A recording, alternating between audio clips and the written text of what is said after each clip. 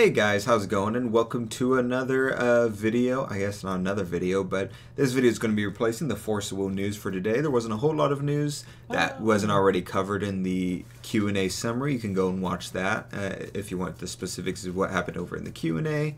And the CR was released, which is what we're going to go over today. So that's pretty much all the main points of news that happened. So we'll make sure that we cover that. Right? I'm here with Joey.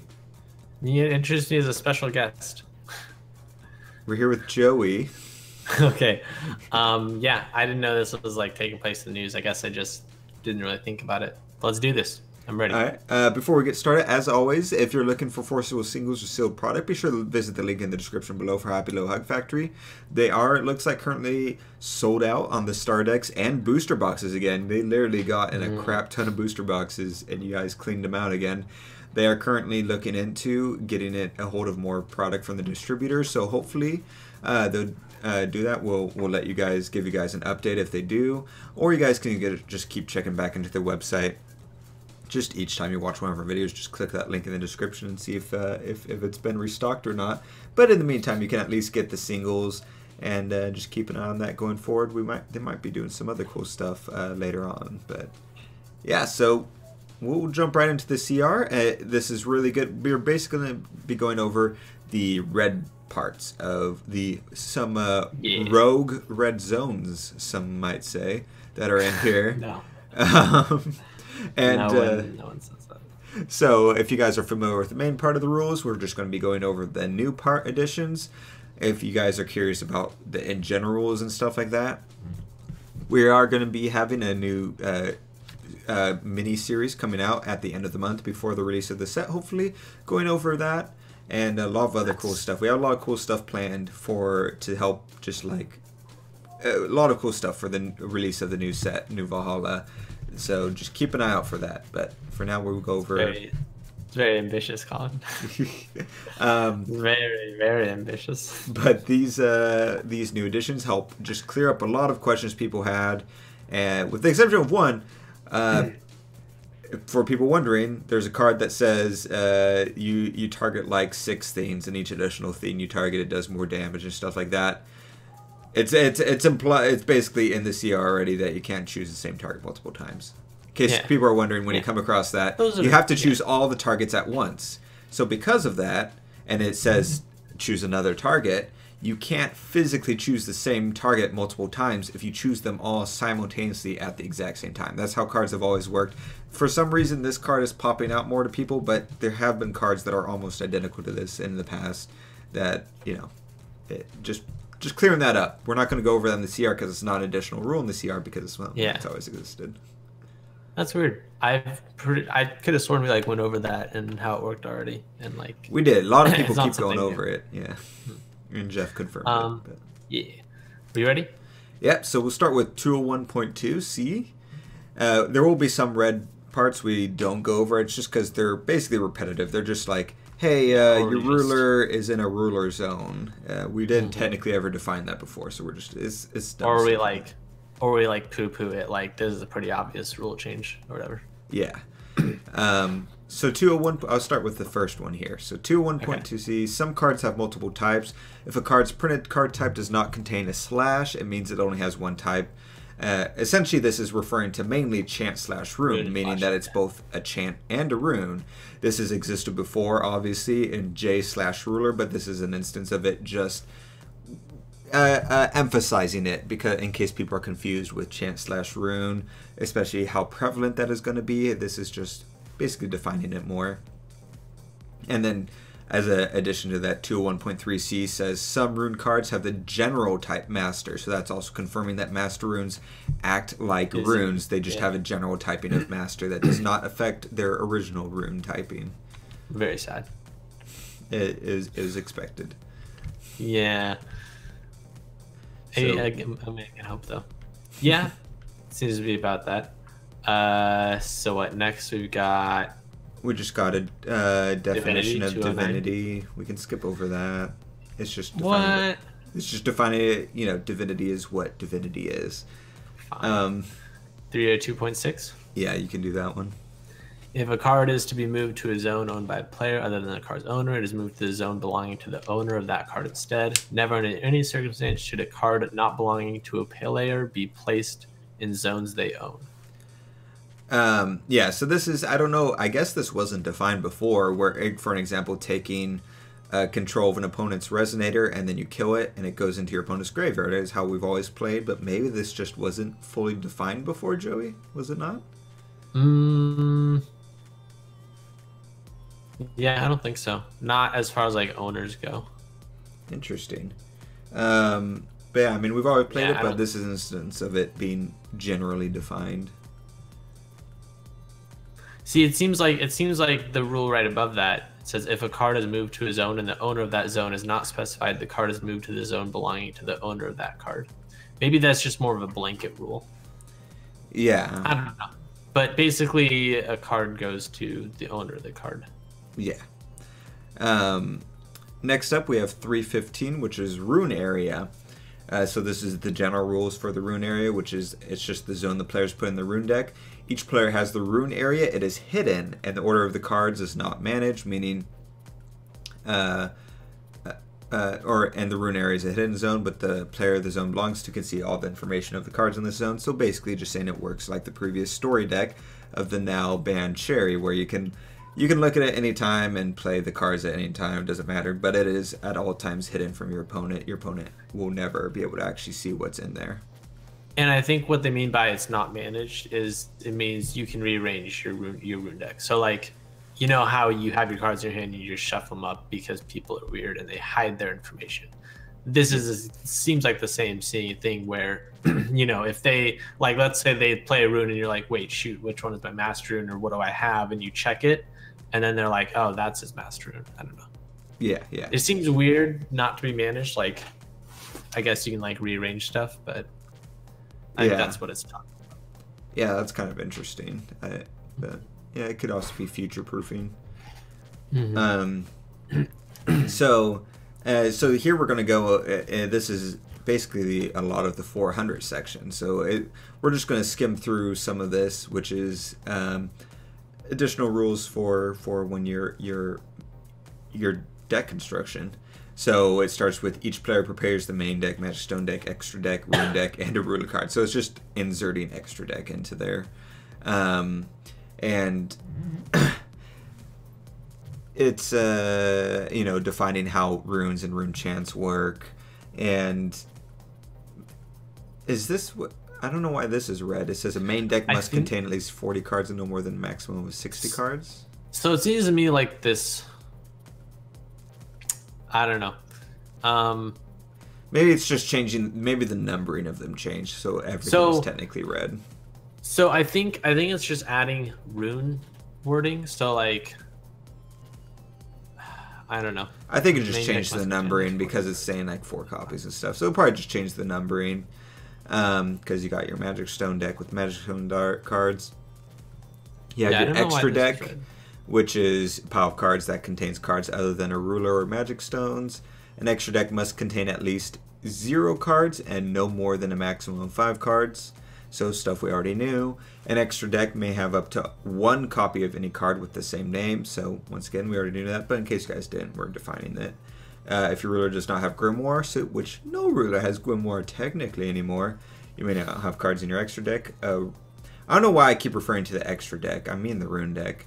But a rune deck is a pile of cards containing only rune cards. A rune deck must contain 0 to 5 cards. And so it goes on to define that a little bit further. That... it's basically just repeating itself a bunch of times. A rune deck can only have 1 master rune. So that was one of the big reveals of this, because people were worried that we would just keep getting master runes revealed and then you would just basically have a rune deck full of master runes, because why not? Because master runes are very clearly the most powerful versions of runes. But this is, I don't know why people thought, I guess I didn't think either. It didn't occur to me that they would just say, no, you can only have 1 master rune in your rune deck. It makes total sense. Yeah, I think that did come up. They're also saying that you can only have 1 copy of any card with the same name. So it's not like you can have 2 copies of runes. In case people weren't aware of how the rune deck was structured already. And it makes sense that because I was like, why does it have Master Rune typing if it's being treated like a rune? There's a reason for it. And yeah, the reason is because it's a way to say, hey, you can only have one Master Rune in your deck. If it didn't have that Master Rune typing, then it'd be really hard to do a workaround of like in the rules of like you cannot have more than one rune that is restricted to that specific ruler inside of your rune deck. Just you can just call it Master Rune and have it work like a rune, like a magic stone and a special magic stone. So yeah, I'm really glad about that. I think that's cool, and it makes it so it's even more like up in the air of what your opponent's going to play, because at least when new sets come out, and more Master Runes come out, it's not going to be like, oh, they're running Adam, they're obviously running his Master Rune. It's going to be like, oh, they're running Adam. Especially. Which Master Rune are they playing? Or you could even run a deck without a Master Rune. There could be reasons not to run it. I'm interested, quick side note, I'm interested whether, like, when we're going to get new Master Runes, because it's obvious this first set doesn't have Master Runes. Yeah, the second set is going to have 5 Master Runes, and each set after that will have a minimum of 5 and a maximum of 10 Master Runes in each one. Okay, cool. So we'll get a healthy amount. Yeah, and then they have the important part, 402.6D. You may not have non-chant rune cards in your rune deck unless they share an attribute with your ruler. Correct. So your rune deck, yeah, if it only has rune in the title, you can and you have a red ruler, you can only have red runes, period. If it says rune/chant, then you could have a blue rune, a green rune. As long as it says rune/chant on it, you can throw whatever color you want in there. But that explains why I was talking to Oscar, I think it was, why there's so many rune chants that say you paid 2 more void to play this from your rune deck. It's because they can go inside of any rune deck in the format, so now there's a penalty kind of playing those because they're so versatile. And usually that penalty we've seen is void color, and now that also makes sense. Like it's all with the CR release, everything's coming together now, I think. Yeah, and definitely like it people are gonna have to reevaluate, you know, what runes like are going to be actually good and what runes might not be as good as they thought. Like, well, I think all the runes we thought were good are still good. They're just not ridiculously good. They're still, I mean, I still have problems with the 0-cost discard and the 0-cost cancel. I still have problems with those, but they're not nearly, I mean, the 0-cost cancel wasn't a problem before the CR. Like, the CR hasn't changed its power level, but the discard rune, it definitely changed it. It's still too strong, but it changed it. That's neither here nor there. This is just a rules. It's pure rules, Colin. But also says between the main deck, extra deck, and rune deck, you can have 4 copies of any card with the same name. So once again, if you have a chant/rune in your rune deck, you can only have 3 more in your main deck. You can't have 4 in your main deck and 1 in your rune deck. I didn't know that. That's pretty interesting. Oh yeah, we knew that way. Joey would know. Did Sherry do that? Yeah. Oh. I didn't. I must not have known that CR change. So the rest of that is just fluff. So we'll move on down to handy dandy lucky number 709. And this was interesting. So this just helped define quick cast. So player with priority plays quick cast. It has this weird interaction. And so, Joey, maybe you can answer this, because I was talking... I forget who I was talking to. Was it? I don't know.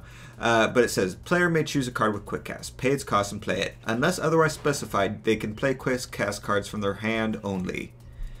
Does this affect bear magic or anything like that can be played from your graveyard? Or does the effect that it can be played from your graveyard override the CR of not being able to play quick cast? So when it says unless otherwise specified, it's talking about Remnant. And Remnant, the ability Remnant, I believe, is you may play this card from your graveyard. So like since it's otherwise specified with Remnant, it doesn't change anything about Remnant.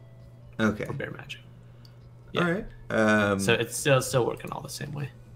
The idea, I don't know if they mentioned this or I'm just trying to remember, but anyways, the idea is like every card works based on the CR until that card breaks the CR. So like, yeah, but I wasn't sure if Remnant made it so it was being played from your hand now or something like that indirectly. I don't know if it like passively technically worked around this CR thing here. I see what you're saying, but the CR says like the unless otherwise specified part like overrides the previous like rule. So like they can play quick cast cards from their hand only, and then you should say like unless otherwise specified. Yeah. And the otherwise specified, so like the otherwise specified overrides the from their hand only. Yeah. And the otherwise specified is basically saying you can play this from your graveyard. Does that make sense? Like that. Yeah. Well, yeah. Phrasing of it. We'll move on to 7-11. Yeah. So this is just good if you guys missed the in general like rules of runes. Joey, if you want to go over this. Play rune. The turn player may play a rune card if it's in main timing. Their jailer has divinity. The player chooses a rune card with divinity equal to or lower than their remaining divinity amount, reveals it, copies it, pays the cost, then plays that copy. Unless otherwise specified, players may only play runes that are face down in the rune area. Remaining divinity is your jailer's divinity minus the total divinity among revealed runes in your rune area. When a rune in the chase area resolves, perform the text, then remove that card from the chase area. So if anybody's played like, there's been one or two like copy a spell effects already, and it's basically the same idea as that. Yeah, and people were wondering, like, some people I've seen wonder how that works, and it's you reveal the card, you have to pay the cost. As soon as it's revealed, it doesn't work like Wimwire where you can just reveal it and ignore it, and then a copy of it enters the chase. The card itself does not enter the chase. Which is an important distinction. I forget where. There's a couple instances where that was an important distinction, but yeah, it's like if the card itself entered the chase, when it's canceled, it would like go to the graveyard. Correct, silly stuff like that. For all intents and purposes, you can move your card to the chase area to represent the idea of that. But if you're actually playing like a real game, you can just be like, hey, I'm going to play this and put it in the chase. But it's important to remember that the physical card doesn't actually go onto the chase. It copies the card and then puts that like if your opponent cancels it stays there. Right. Yeah. Like if you play abilities, like a copy of that ability, an invisible card goes onto the chase, and that's how that works. Yeah. Okay, moving on here. Scrolling for all day. Yeah, we'll ignore that. That's just defining of how X works. Yeah, I thought we knew how X works. But it is probably just like missing some type of thing. So speaking of copy and stuff like that, so 1017 talks about if the object being copied is in the chase area, the following information is also copied. So if the object is a double-sided card, which side is being played is the side that's being copied, not both sides. Awakening abilities being used are copied.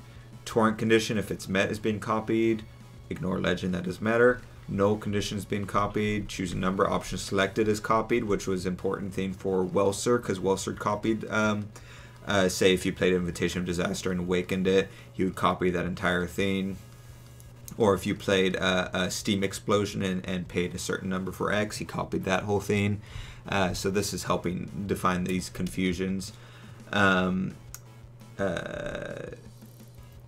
Targets, it copies the target. So if you say I'm doing 500 damage to that resonator and you copy it, you're still doing 500 damage to that resonator, I believe is how that works. Unless a decent amount of cards will also say choose new targets. So that's the thing that gets around this. Like your targets are copied until the card says specified. Yeah.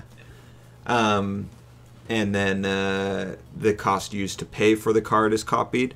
And so, not that you're paying the cost, but say it costs 3 red, and then you copy it, and it technically costs 3 red, and let's say there's a card that exists that says this costs 1 less will for every 2 red you've paid that has been played on the chase this turn. So I don't know.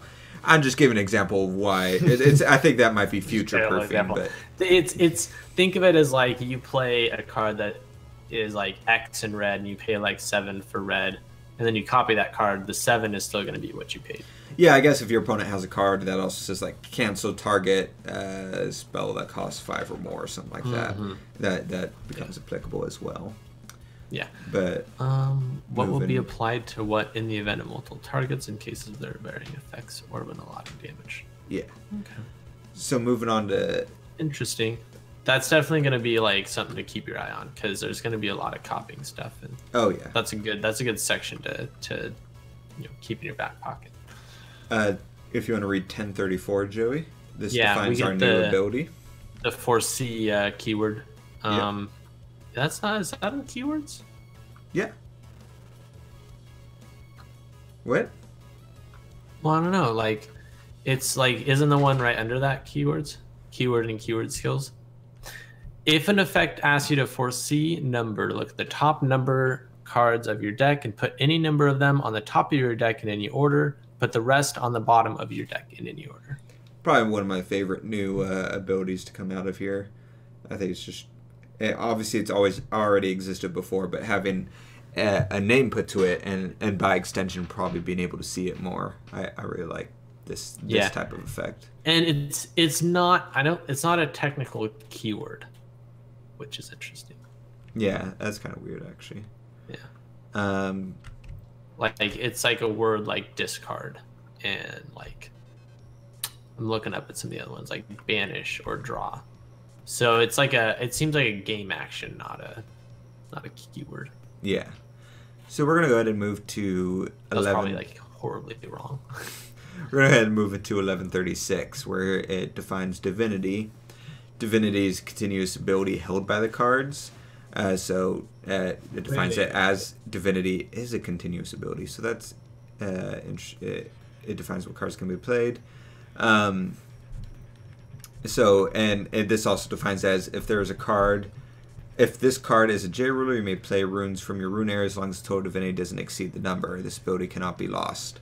So that also helps divide. So if you have, say, something that says target ruler loses all abilities until end of turn, it keeps that divinity number so you don't suddenly have an illegal field type of thing. And that also shows that divinity works at least how I thought it was, where it's sort of this liquid thing of like, if you flip a card over, it has divinity 3, and you flip it back upside down, like say with Hanzo, and then play it again, it's still only using divinity 3. It hasn't done a grand total of 6 because divinity only counts as long as it's revealed and not exceeding the number. Yeah. And then if you want to read about runes briefly, sort of summarize that. Rune is a continuous ability held by cards. Okay, so this is the keyword rune, not actual runes. Yeah. The typing. Rune condition text means if the revealed runes in your rune area meet the condition, this card gains text. So some runes will have like rune and then symbol. There's some resonators that have that. Right. Sorry, I said runes. Yeah. It'll have like a light symbol or fire symbol or water symbol, and that relates to this card gains text: 1 light rune, 1 fire rune, 1 water rune, 1 rune, 1 darkness rune. For example, there's a card, now I'm blanking on it, but for example, if there's a card that says rune white white, which there's one that is rune white white. Yeah. I just forget what text it gets, but it's like gains +2/+2 in flying or something like that. And so it gains, it's kind of like how, what was it called, Joey? With stones, when certain stones were revealed, sealed abilities. Like if something said sealed 2, it's when after 2 stones are revealed. So this is the same thing. Or legend, I guess, is a better example with Sherry. Bane is a new ability at 1138. It's an automatic ability, which just means when this card deals damage to a resonator, destroy that J/resonator. And so it's just, once again, giving the keyword to an ability that's always existed.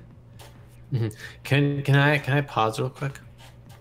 If I'm reading this, if condition depicts number, the rune ability means if there are more than number runes revealed in your rune area, this card gains text. There are more than, so like if 4 depicts 4, the rune ability means if there are more than 4 runes revealed in your rune area, this card gains text. Is that does that mean am I reading that wrong? Shouldn't it be if there are No, more than. All it is defining, redefining, because in point 2a, it says if it matches the symbol or whatever, it gains the text. And that one says if it exceeds what the symbol is, it still gains the text. It's just emphasizing that you gain the text. So we go back to like if the revealed runes in your area meet the condition, this card gains text. Okay, that's I see. Okay. Next up is. I was like, I was very confused. Eternal. Yeah, go ahead. Eternal is a continuous ability held by cards. Eternal means this card cannot be destroyed.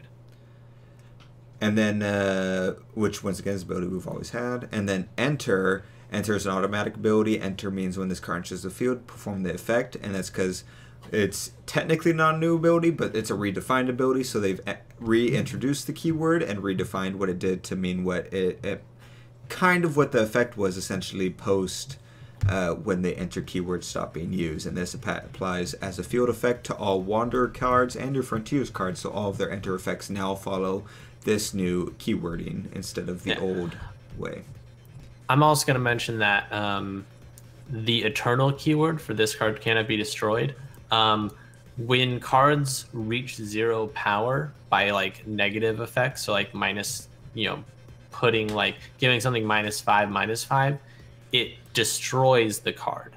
And so if it has Eternal, it will not be destroyed by that. Correct. Yeah. In case somebody was interested and they came from Magic, that's different than how like I think Imperishable works. Or no, not Imperishable. Oh my gosh. You got this. No, I don't remember the keyword in Magic. Why am I blanking on it? They know it. It's fine. It's indestructible in Magic. Okay. So like indestructible, if you subtract toughness and they hit 0, they'll die. But not so in this game. So working off of and the next part of the CR at 1411.2 basically just says what we just said, which is old cards that have enter effects, it is now an automatic ability that follows the previously stated enter effect. And I love that, and I mentioned this to Oscar, I love that in the CR, instead of saying if cards, predating Lapis Cluster or BFA or whatever, it just says old cards, old cards. I just love that this straight up CR is just like, hey, if these really old cards got laying around have this. They're considered an old card legally. Don't you think? I guess. I mean, it's just further defining it. It's the first part basically is enough technically rules wise, but this just if anyone raises a fuss, they can refer to this. Yeah, well, especially because some of those, maybe one of those older cards has like a little enter ability and then reads off like what it does. Yeah. Like a reminder text. So maybe it's like it effectively overwrites that possibly. And I believe this is the last one, which is cannot be destroyed at 1417. You want to read this, Trey? Cannot be destroyed. If an old card has a cannot be destroyed ability, treat it as if it had Eternal. If an effect refers to a this card cannot be destroyed effect, it also refers to Eternal and vice versa. This I love. This just blanket affecting everything that says this card cannot be destroyed now has Eternal. So now if you have a card in New Frontiers that says target card loses Eternal to end of turn, it affects cards from, Grim Cluster or something that says it cannot be destroyed and stuff like that. Like the machine from BFA now can be affected by a card that says target card loses Eternal. And, any other like scenario you can think of. I really like that they did this. It's pretty cool. It's probably not. I think it's interesting that. They also did that with treat old cards with a chant instant subtype as cards with quick cast. I never realized that they had made that distinction as well. Yeah, they had. So, that looks like that's all of that for the CR. So let us know what you guys think. Oh yeah. You skipped one small part that I don't know if it will matter, but it's in the quick cast 1111.2a.